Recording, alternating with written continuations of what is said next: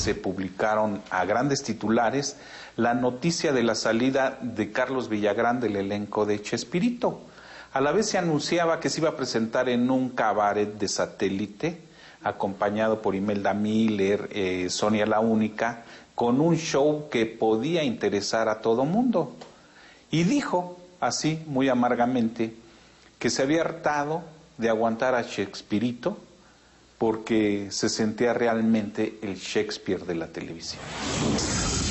Pero la salida de Carlos Villagrán genera disputas por la propiedad del personaje de Kiko.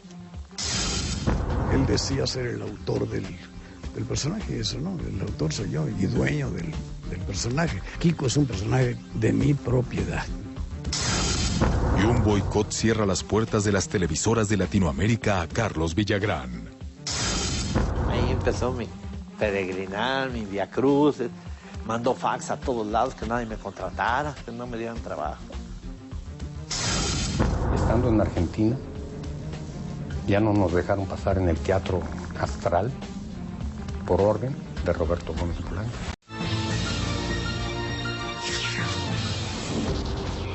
No me simpatizas, me doy. Cállate, cállate que me desesperas. ¿Qué me habrá querido decir? Y chusma, chusma. Fueron algunas de las frases célebres que Carlos Villagrán creó para el personaje de Kiko.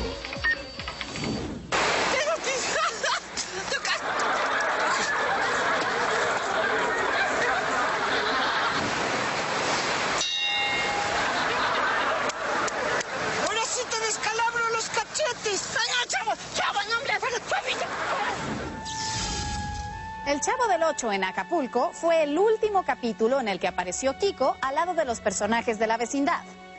Luego vendría una larga y nunca resuelta disputa con Roberto Gómez Bolaños por el uso del personaje. Luego de la sorpresiva salida de Carlos Villagrán del programa, El Chavo del Ocho, Roberto Gómez Bolaños advirtió al actor no utilizar Kiko en sus proyectos personales, ya que él era el único dueño de los derechos del personaje. Él decía ser el autor del personaje, eso no, el autor soy yo y dueño del personaje. Kiko es un personaje de mi propiedad. Yo le pregunto a un juez, ¿de quién es esto, señor? Que pues es suyo, en todo caso es de Dios. No tiene por qué mi cara ser de Roberto Gómez Bolaños. Es obligación del actor revestir al personaje y aportar todo lo que pueda para que salga bien, pero eso no lo convierte en propietario del personaje. Eso es una obligación del autor, hacerlo bien. Me llaman a mí para un juicio que había, que si el personaje era de él o no había él. Y fue lo que yo dije, sí, cómo no, en Sogem. Este personaje lo creó Villagrán cuando hicimos el espectáculo de Loquibami, muchos años antes. Me manda a hablar Emilio Azcárraga, Milmo. Entonces me dice, te vas de Televisa y te parto en dos y te va a llevarla. No, señor, yo gracias a esa vitrina que tiene ahí, tenía un monitor. Yo gracias a esa vitrina que tiene ahí soy popular. Ok, quiero que me hagas un programa ya sin cachetes. Inmediatamente le dije, sí, señor, cómo no, supervisado por Chespirito. Dije, ¿me permite? Me dice, ¿sí o no? Le digo, permítame explicarle. ¿Sí o no? Le digo, es que hay diferencias entre Chespirito y yo. Me dice, me saben a M sus diferencias. ¿Sí o no? Me paré, flaquito. Con ese orgullo sacó, no, señor, muchas gracias. Y me fui. La negativa de Carlos Villagrán provocaría el enojo inmediato de Emilio Azcárraga Milmo, quien ordenó el veto del actor en todas las empresas televisivas de Latinoamérica.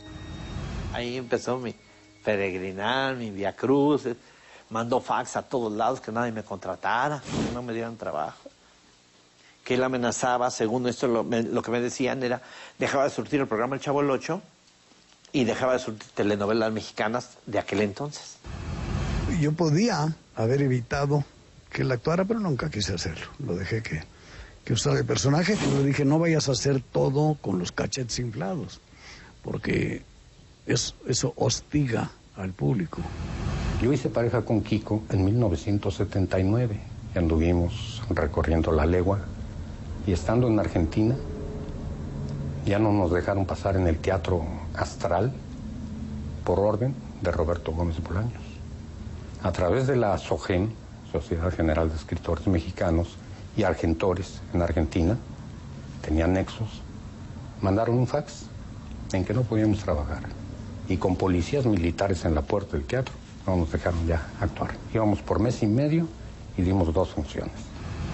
Entonces, para mí estaba cañón, ¿no? Estaba durísimo. En la Plaza de Toros de la Aurora, supuestamente estaba vendido todo, mandaron a hacer boletos a Miami y todo esto. Y me tenían que presentar, pero parece que lo boicotearon todo. Y me obligó la ANDA de allá a presentarme, a hacer el show sin gente. Había cuates que vendían refrescos sentados así. Perdón que me recargue esto. Sentados así, vendiendo refrescos. Y yo llorando, vestido de Kiko, dando el show. No había gente. De pronto Carlos se perdió del horizonte farandulero mexicano y empezamos a tener noticias de Sudamérica, que de repente hacía una girita por allá, que quería ingresar a tal televisora, pero que no podía, y se hablaba de un veto continental, efectivamente.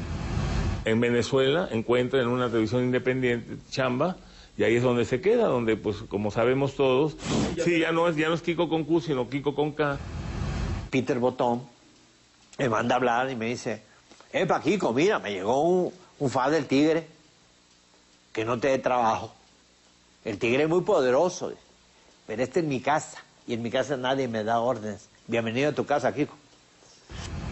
Y así lo prometió Carlos, que después le valió, y en lugar de la corbata blanca la puso amarilla, y en lugar de los pantalones con 2 rayas los puso con 3, y no sé, es muy fácil burlar a la ley.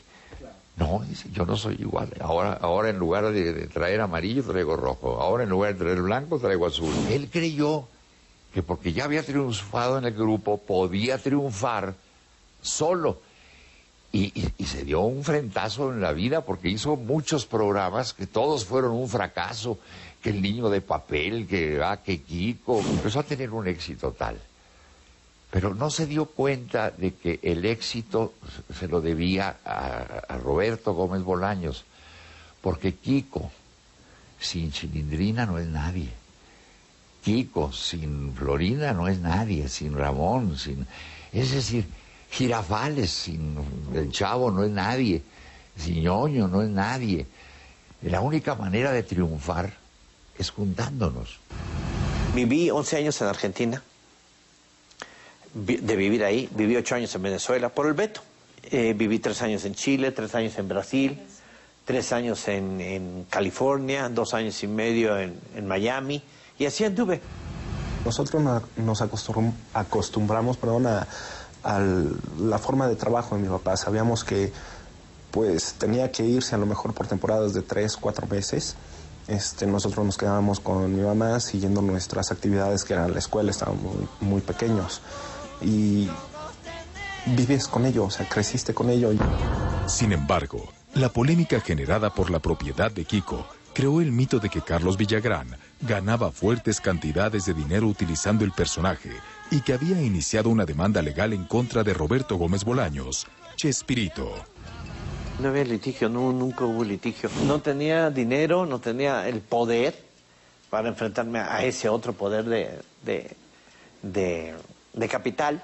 Entonces no podía hacer nada. Lo único que tenía que hacer es lo que yo sabía hacer. Inflar mis cachetes, llorar, hacer chistes, hacer reír a la gente. Si me solicitaban aquí, pues allí iba yo, y lo que he estado haciendo. Durante los primeros años de la década de los 80, realizó las series El Niño de Papel, Federico, Las Nuevas Aventuras de Federico, Kiko Botones y El Circo de Monsieur Cachetón.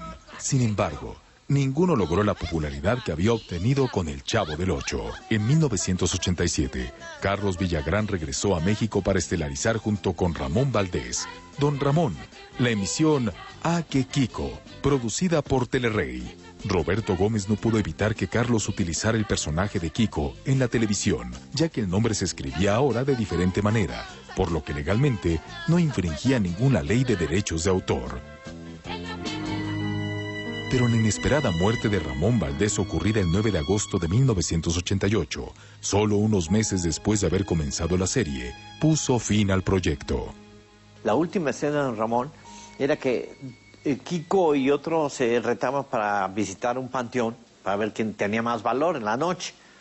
Total que don Ramón no sabe y va a buscar a Kiko. Entra don Ramón al panteón con el efecto de bruma, entra, se pierde en la bruma y corte, se queda. Fue su última escena. Fíjate que entrar a un panteón y que desaparece y ya eso fue lo último que hizo. Después de eso muere. Luego de la cancelación del programa, Ake Kiko, Carlos Villagrán, continuó trabajando en otros foros donde su popularidad aún lo mantenía vigente. Me empiezan a solicitar para hacer shows. Primeramente, toda la vida, circo. Y fue el circo lo que realmente fue un modus vivendus para mí en diferentes países. Y todo lo que es Sudamérica, Centroamérica, en todos lados hacía circo y de repente hacía estadios, gimnasios, todo tipo de escenarios nos presentaban.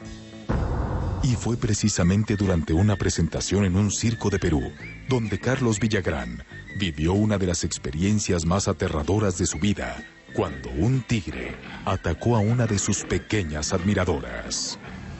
Una niña como de 12 años traía lentes y corrió, estaba oscuro, pero había un tigre amarrado con cadena, pero el pedazo de cadena era larguito. Entonces la niña pasó y yo salía y venía hacia mí la niña y dice, Kiko, Kiko, y el tigre la veía a su alcance y a la velocidad de ellos, ¿no? Ya sabes, ¡pah! Así. La niña quedó contra el suelo, los lentes se le estrellaron, se le clavaron aquí los pedacitos, la tenía de aquí el hocico, o sea, lo tenía como una atrapada, como una, ¿qué? ¿Cómo se le dice? Como una presa, así.